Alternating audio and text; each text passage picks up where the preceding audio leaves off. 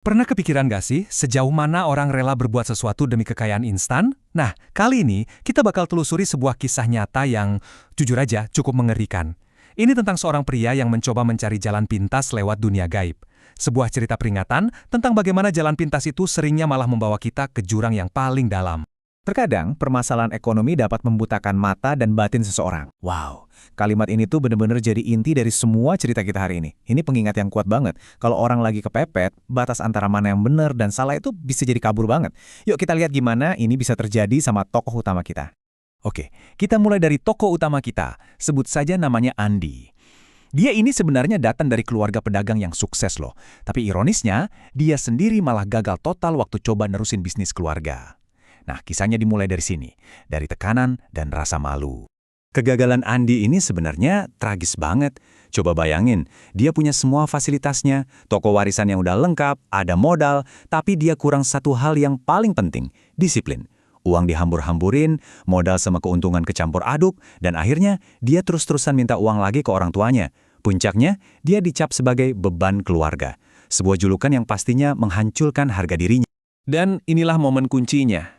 Dengan harga diri yang udah hancur lebur, dia ngucapin kata-kata ini ke adik-adiknya. Di titik ini bukan lagi soal uang, ini soal pembuktian diri.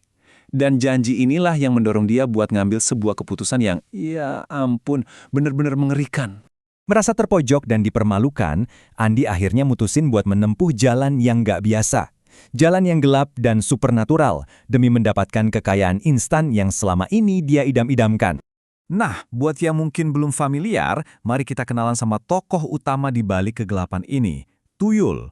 Dalam cerita rakyat kita, ini adalah makhluk goib berwujud anak kecil yang katanya bisa dipelihara buat mencuri uang untuk tuannya.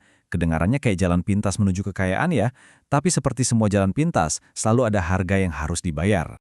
Dan yang bikin merinding, perjanjian gelap ini disajikan secara mengejutkan.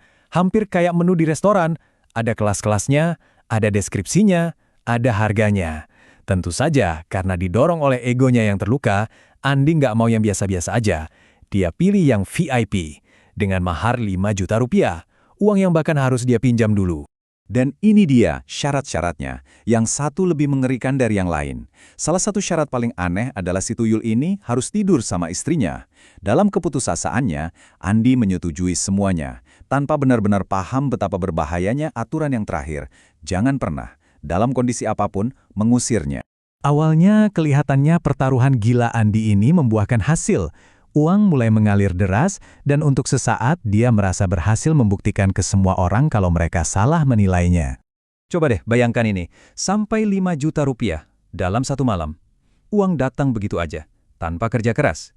Inilah kekayaan instan yang memabukkan yang selalu Andi impikan. Kekuatan dari alat barunya ini rasanya nggak terbatas. Dan dari sini, motif sebenarnya di balik semua ini akhirnya terungkap. Ini bukan cuma soal jadi kaya, tapi soal balas dendam. Target pertamanya, rumah adiknya sendiri. Orang yang udah bilang dia gagal. Wah, ini masalah pribadi banget ternyata. Tapi, seperti yang kita tahu setiap keuntungan pasti ada harganya. Sementara tumpukan uang Andi makin tinggi, kesehatan istrinya justru anjlok. Dia kehilangan berat badan secara drastis, kulitnya bermasalah. Tanpa disadari, harga dari kekayaan suaminya itu dibayar pakai energi kehidupan istrinya sendiri. Nah, sekarang kita sampai di titik balik cerita ini. Momen di mana perjanjian itu berbalik arah dan mimpi indah Andi berubah jadi mimpi buruk yang benar-benar nyata. Inilah awal kehancurannya. Bagi Andi, Tuyul ini kan semacam investasi.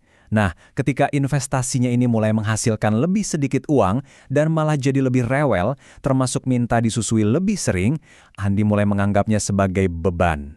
Dan inilah kesalahan fatal Andi. Dia melanggar 2 aturan paling sakral. Dia bersikap kasar, dan dia mencoba mengusir Tuyul itu. Dia naif, berpikir kalau buang wadah bonekanya ke sungai bisa menyelesaikan masalah.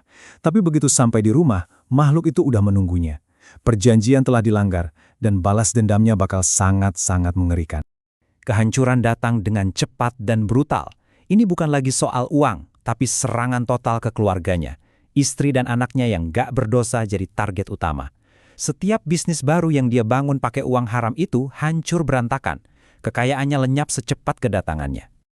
Oke, sekarang kita sampai di babak akhir dari kisah ini. babak yang fokusnya bukan lagi pencarian kekayaan, tapi pencarian putus asa Andi untuk menebus dosanya dan menyelamatkan keluarganya. Kata-kata tajam dari seorang pemuka agama ini jadi tamparan yang keras banget buat Andi. Untuk pertama kalinya, dia dipaksa buat menghadapi keegoisannya. Keluarganya menderita karena dosanya. Sekarang, dia harus bertanggung jawab penuh.